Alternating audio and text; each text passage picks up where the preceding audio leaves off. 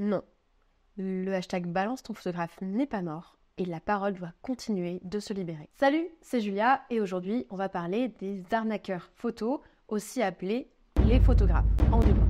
Mais avant de rentrer dans le vif du sujet, j'aimerais faire quelques précisions. Dans cette vidéo, on va pas seulement parler des photographes pervers auxquels on pense facilement avec ce terme, mais plus largement, on va parler des arnaques à éviter ou à ne pas reproduire lorsqu'on fait appel à un photographe. Et surtout, comment s'en prémunir.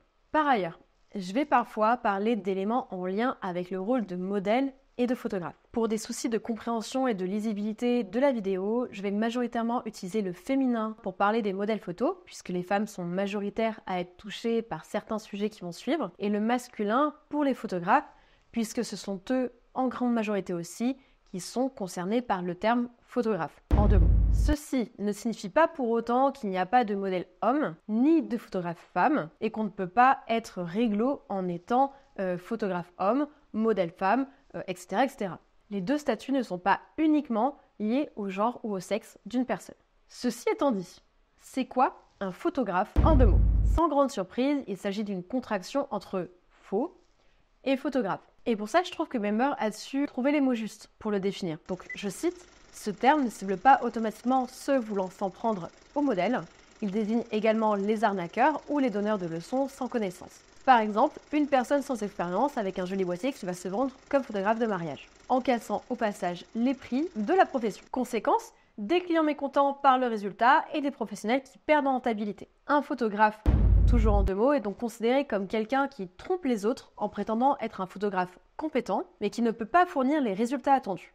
Donc, cela peut inclure des personnes qui utilisent du matériel de mauvaise qualité, qui ne maîtrisent pas les techniques de base ou qui ont une connaissance limitée de l'édition et du post-traitement des images. Et bien plus grave, le terme est majoritairement utilisé pour désigner une personne qui va chercher à exploiter une situation ou une autre personne pour profiter d'elle de différentes manières. Alors attention par contre, il est important de faire la distinction entre un photographe en deux mots, et un simple photographe amateur ou débutant. Ce dernier peut manquer d'expérience et de compétences techniques, mais agir de bonne foi. C'est donc l'intention qui, à mon sens, est importante. Un photographe arnaqueur cherche délibérément à tromper ses clients et pas un débutant. C'est pas parce que les résultats d'un photographe ne vous plaisent pas ou sont juste pas très bons que c'est un photographe pour autant. Tout le monde a le droit de faire des photos, qu'ils soient expérimentés ou pas, et en fait ce qui compte c'est vraiment de tenir compte du côté tromperie délibérée. Je passe vite sur le sujet du photographe arnaqueur parce qu'on va retrouver beaucoup de caractéristiques déjà abordées dans la vidéo des photographes sans red flag. Les photographes arnaqueurs vont généralement avoir le statut pro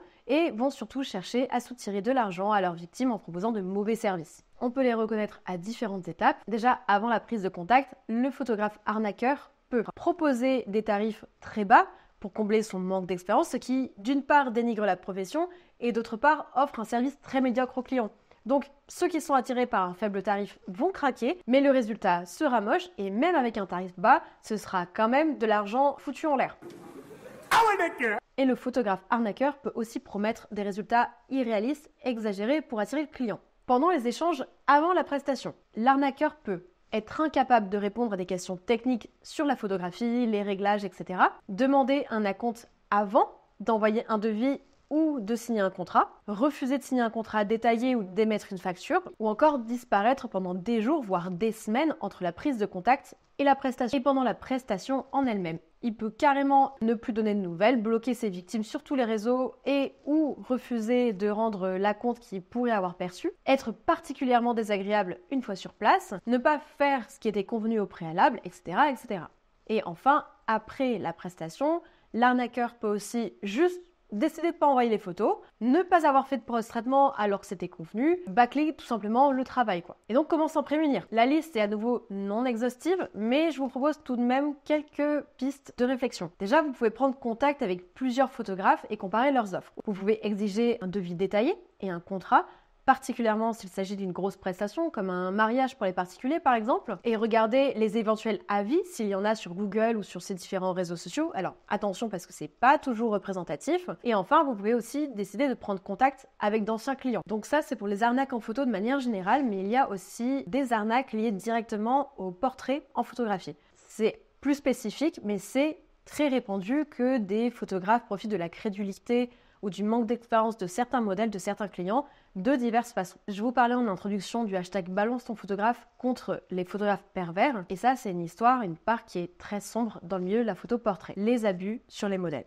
Allez, viens, tu vas en apprendre des trucs sur le bureau, hein. Vous en avez sans doute entendu parler si vous êtes dans le milieu, mais je vais quand même introduire le sujet avec une rapide histoire du hashtag balance ton photographe pour résumer tout ça. C'est en 2020, donc il y a 4 ans que le hashtag est apparu, pour dénoncer justement toutes les arnaques de certains photographes à l'encontre des modèles photos. Vous l'aurez compris, il n'est pas ici de banales arnaques, ni de vols, mais bien d'actes terribles, d'actes vraiment répréhensibles qui vont de l'abus d'autorité à l'agression sexuelle dans les pires cas. Et en général, ce sont des photographes hommes qui abusent de la confiance de modèles femmes. Alors depuis 4 ans, qu'est devenu le hashtag ?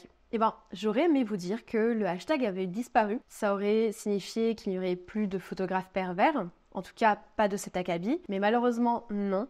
Le hashtag balance ton photographe existe toujours. Alors, pause.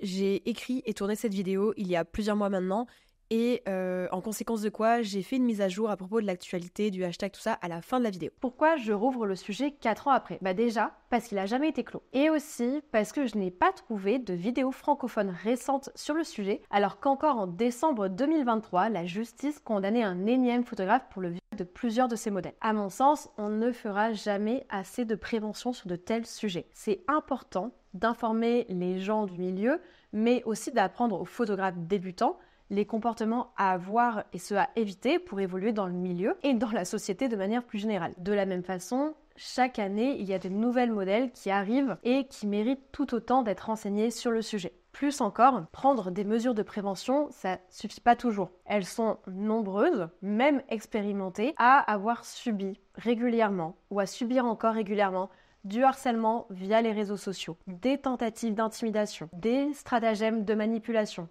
et malheureusement et tragiquement des agressions sous le couvert de séances photo. Si vous souhaitez en savoir plus sur ce hashtag, je vous invite à aller voir la vidéo du Roi des Rats qui traite le sujet de manière vraiment complète, ainsi que la vidéo réaction sur le sujet de Laurent à l'époque qui traduit vraiment plutôt bien ma façon de penser à ce sujet. Les liens seront en description. Ceci étant dit, comment on reconnaît le photographe pervers et comment on s'en prémunit ? Comme dans une jungle, en photographie, il y a des prédateurs à éviter pour survivre et prospérer. Il est essentiel de savoir les différencier des professionnels dignes de confiance. Voici quelques astuces pour naviguer en toute sécurité dans le monde de la photographie portrait. Soyez prêts, soyez prêtes. Les photographes pervers sont toujours à l'affût de leur prochaine cible.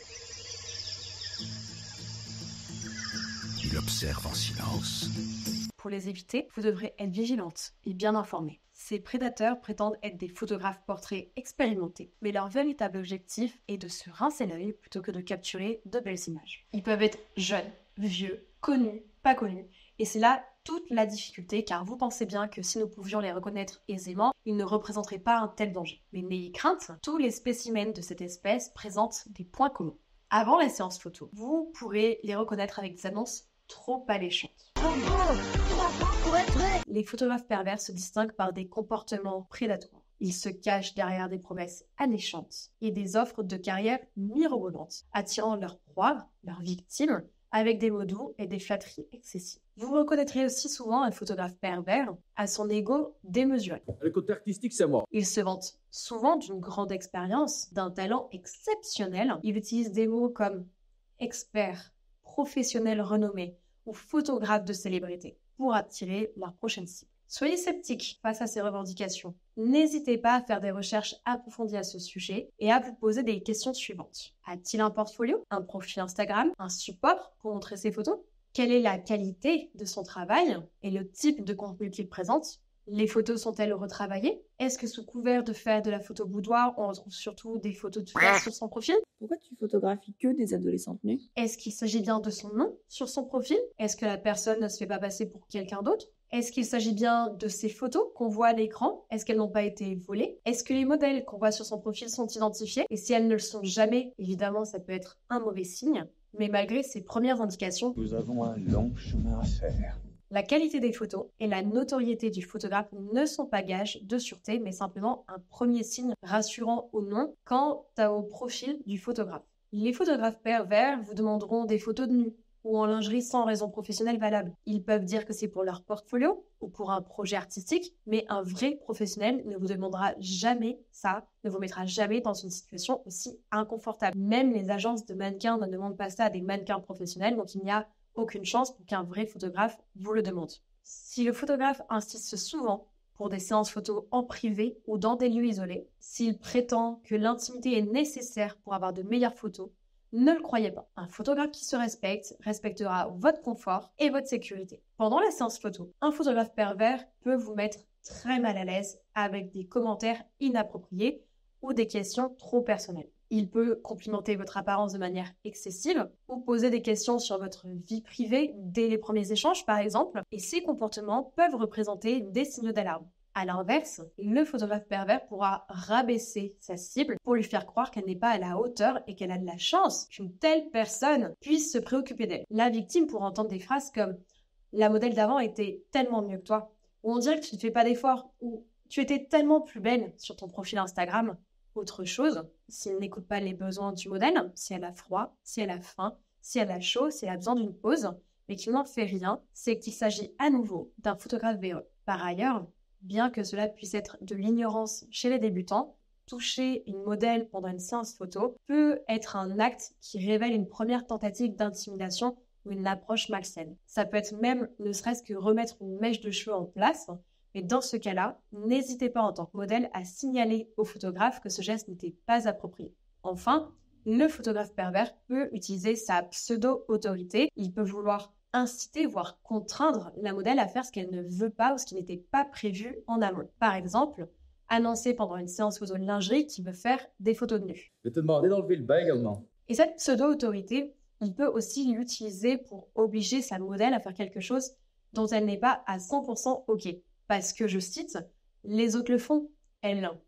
Ou « il ne doit pas être venu pour rien, il va pas perdre son temps avec une modèle qui ne fait pas ça ». Donc tu arrives ici et tu fais ta mijaurée. Pire encore, il peut même aller jusqu'à blacklister, en tout cas à menacer la modèle de la blacklister dans tout le milieu de la photo. Mais il est très rare qu'un photographe ait assez de pouvoir, assez de poids pour mettre ses menaces à exécution. Et quand bien même votre bien-être, votre sécurité en tant que modèle passe en priorité. Au contraire, il est courant que la réalité révèle l'inverse. Ce genre de personne est plus souvent fuie comme la peste dans le milieu, contrairement à ce qu'elle prétend. Pour éviter un maximum de tomber sur ce genre de profil, il y a des réflexes de survie à avoir. Contactez d'anciens modèles pour avoir leur retour d'expérience. C'est vraiment l'un des points clés pour se protéger au mieux de ce genre de profil. Tenez compte du ton qu'il utilise dans la conversation. Comment a-t-il engagé la conversation? Est-ce qu'il vous semble plutôt bienveillant ou trop insistant? Dans tous les cas, faites-vous confiance. Faites confiance à votre instinct et n'acceptez aucune proposition dont vous doutez du bien fondé. Ou alors, use-t-il de son autorité de photographe en amont de la séance photo, par exemple, s'il vous semble déjà donner pas mal d'ordres. Dans ces cas-là,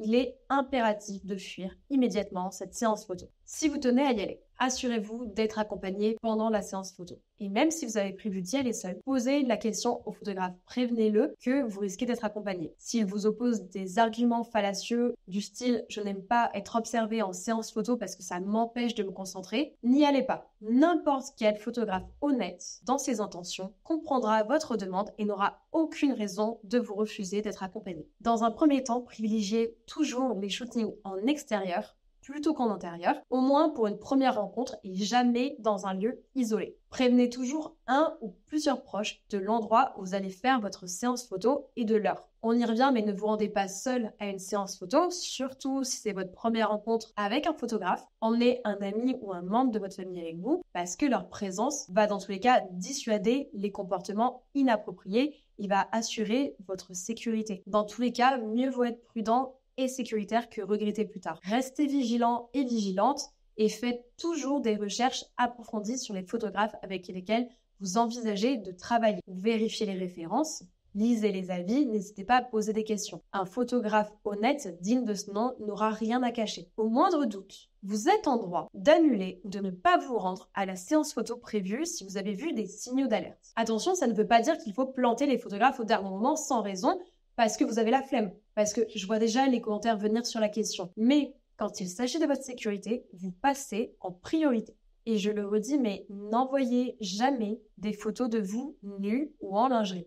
n'envoyez jamais de vidéos de vous, ni sur les réseaux, ni sur WhatsApp. Même les agences de mannequins, encore une fois, ne font pas de telles demandes à des modèles photos. Et bien sûr, n'envoyez jamais d'informations personnelles sensibles. Et si malheureusement vous avez déjà été victime d'un photographe arnaqueur ou pervers, que faire? Si vous avez été victime d'une arnaque financière, vous avez les voies légales habituelles comme recours. Lettre de mise en demeure, dépôt de plainte, procès, etc. Si vous avez été victime d'une agression en tant que modèle, dans un premier temps, il est important de savoir que non, ce n'est pas de votre faute. Le seul coupable, c'est votre agresseur et non, vous n'êtes pas en tort. Pour vous protéger un minimum au moment de l'agression, pour protéger d'autres personnes, il existe une application qui s'appelle The Sorority qui permet d'envoyer des SOS aux femmes du réseau.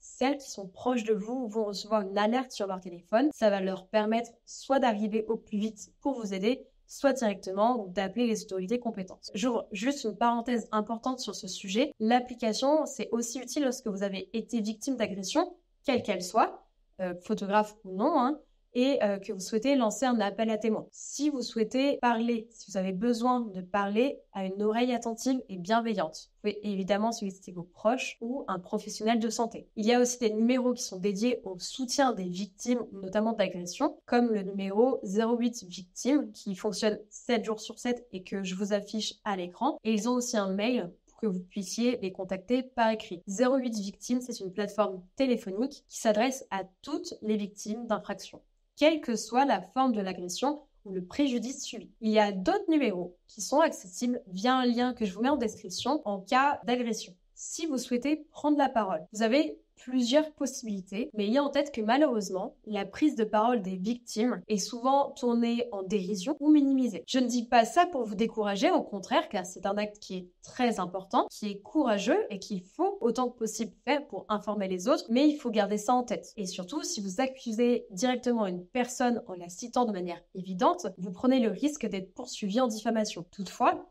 si vous tenez à le faire, si vous avez l'envie, le courage, le besoin de parler, faites-le. Parlez-en en privé, parlez-en en public pour que tout le monde sache le comportement de la ou des personnes concernées. Vous pouvez par exemple utiliser des hashtags comme MeTooPhoto, balance ton photographe, MeToo, etc. Et vous pouvez même décider de porter plainte auprès des autorités compétentes. Vous l'aurez compris, naviguer dans le monde de la photographie peut être comme survivre dans une jungle de photographes pervers et d'arnaqueurs. Mais vous avez maintenant tous les outils pour reconnaître et éviter ce fameux prédateur caché surnommé le photographe. Alors oui, je sais bien que vous êtes majoritairement une communauté de gentils sur cette chaîne et que vous avez peut-être l'impression que je ne m'adressais pas assez à vous dans cette vidéo. Si c'est le cas, dites-vous qu'une piqûre de rappel ne fait jamais de mal. Les personnes à qui ça arrive, ça pourrait être votre fille, votre sœur, votre pote, et on n'est jamais assez prudent. Tous les jours, il y a de nouveaux abonnés sur la chaîne, il y a de nouveaux débutants en photo, il y a de nouvelles modèles qui ne sont peut-être pas au fait des éventuelles dérives de la photographie. Et au-delà de ça, pointer du doigt ce qui ne va pas, ça permet de réfléchir à nos façons d'agir au quotidien dans une quête d'amélioration permanente. Et oui, je sais que tous les photographes hommes ne sont pas des pervers. Et je sais que les hommes modèles peuvent aussi être des victimes. Et je sais que les modèles femmes peuvent aussi arnaquer les autres, etc., etc. Et c'est vrai, mais soyons honnêtes 2 secondes. Dans la catégorie des accusés et dans celle des victimes, quels sont les profils qu'on retrouve le plus? Bon, j'aimerais quand même finir sur une note positive parce que c'était un sujet qui était assez lourd et je tiens quand même à souligner que même si le milieu de la photo est assombri par certaines dérives, par certains comportements et certaines personnes, c'est très loin de représenter la majorité des photographes, hommes comme femmes. Ou alors, dites-moi si je me trompe, mais je trouve que le monde de la photo est plutôt bienveillant dans l'échange, dans l'écoute, dans l'entraide. Ou alors, peut-être que moi, j'ai eu la chance de rencontrer beaucoup de belles personnes, mais en tout cas, c'est vraiment le bilan que je peux faire de mes 10 années d'expérience en portrait, autant en tant que modèle à mes débuts que en tant que photographe aujourd'hui. Bon, comment vous dire? Depuis que j'ai écrit et tourné cette vidéo, il s'est passé beaucoup, mais alors beaucoup de choses. Si je prends un timbre de voix un peu particulier dans la vidéo, c'est parce qu'à l'origine, j'avais envie de réaliser quelque chose un peu du type documentaire animalier pour caricaturer le photographe, qu'il soit arnaqueur ou pervers. Mais au vu de l'actualité de ces dernières semaines, j'ai plus du tout envie d'adopter un ton trop léger, malgré quelques mèmes que j'ai pu utiliser. Vous ne pouvez pas être passé à côté de l'affaire Gisèle Pelicot et du procès de Mazan. Ce procès, et surtout le courage et la force de Madame Pellicot ont remué beaucoup de choses. Grâce à elle, les projecteurs ont enfin été mis sur la problématique, et le terme est très faible, que peuvent représenter certaines personnes vis-à-vis des femmes. Cette actualité, si je vous en parle, c'est parce qu'elle a aussi fait bouger le monde de la photo. Depuis le début de l'affaire Mazan, en tout cas depuis le début de sa médiatisation, je suis outrée par le comportement de certains photographes, de certains hommes photographes. J'ai tout fait pour éviter que cette vidéo ne soit trop lourde à regarder, mais le fait est que ce que j'ai vu, ce que j'ai lu et ce que j'ai entendu sur les dérives et les comportements déviants qu'on retrouve dans le métier entache fortement la note positive de fin que je voulais vous donner à l'origine. Pour tout vous dire, je suis extrêmement déçue du comportement de certains de mes confrères, et je ne parle pas que des agresseurs ou que des violeurs. Je parle aussi de ceux qui, même sans se comporter mal directement, continuent de soutenir et de traîner avec des photographes plus que problématiques. Il y a par exemple une liste de noms de photographes hommes qui est diffusée dans l'écosystème de la photo portrait française ou même francophone, sur laquelle j'ai reconnu un nom. C'est d'ailleurs ce qui m'a fait dire que cette liste non exhaustive était vraie. Ce nom, il s'agit d'un photographe que je n'ai jamais rencontré, mais dont je connais la réputation depuis longtemps. Il agit depuis au moins une dizaine d'années, dans l'impunité la plus totale, et je le sais de source sûre, a ravagé la vie de plusieurs modèles et continue sans doute de le faire aujourd'hui. Et malheureusement, ce n'est pas un cas isolé. Je suis aussi très attristée et atterrée d'avoir dû mettre fin à une amitié, parce que j'ai découvert que cette personne, qui était censée être mon amie, l'était aussi avec un photographe extrêmement problématique du milieu, mais surtout le savait, connaissait ce qu'il faisait à ses modèles. Et en plus de ça, cette personne, donc mon amie initialement, a osé remettre la faute sur les modèles en précisant qu'elle devait prendre davantage de précautions. Je le redis parce que, en redécouvrant la vidéo au montage, j'ai l'impression que je n'ai pas assez insisté dessus, mais les modèles photos, les victimes de manière plus générale, ne doivent jamais avoir honte. Ce n'est pas de leur faute et ça ne le sera jamais. C'est aux agresseurs d'avoir honte et de tenter de se repentir. Je tiens aussi à appuyer le fait que je serai du côté des personnes qui osent élever leur voix, qui osent dénoncer et qui osent se dévoiler pour faire avancer la cause. Une cause qui, à l'époque d'un monde se vantant d'être civilisé, ne devrait plus en être une et devrait être acquise depuis longtemps. Cette cause qui, tout simplement, est de pouvoir évoluer en toute sécurité en tant que femme ou en tant que personne considérée comme différente de la norme sociale. Depuis le tournage de cette vidéo, il y a eu des nouveaux procès sur des photographes qui ont été jugés, mais ils sont si peu nombreux par rapport à tout ce que j'ai pu lire et à tout ce que j'ai pu entendre. C'est pour ça que je tenais à vous faire cette mise à jour qui me semblait importante. Sur ce, je vous laisse avec la suite et la fin de la vidéo.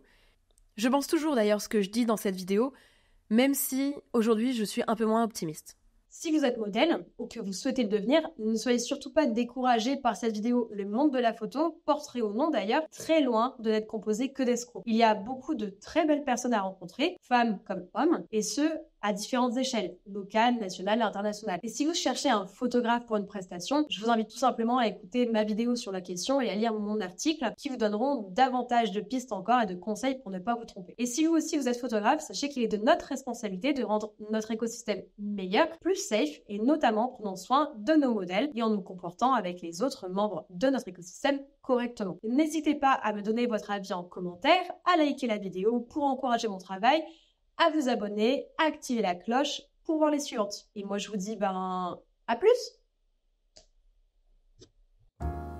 T'es tendu comme une crampe. Mais non, je suis pas tendue. Si t'es tendu. Bah non. Si je te dis que t'es tendu, t'es tendu. C'est pas entendu, je suis pas tendu. Je dis t'es tendu, Natacha. C'est tout. Claudie, oui, Claudie, c'est vrai, je suis tendu. Je suis pas à mon aise. Il faut que tu te laisses venir vers moi.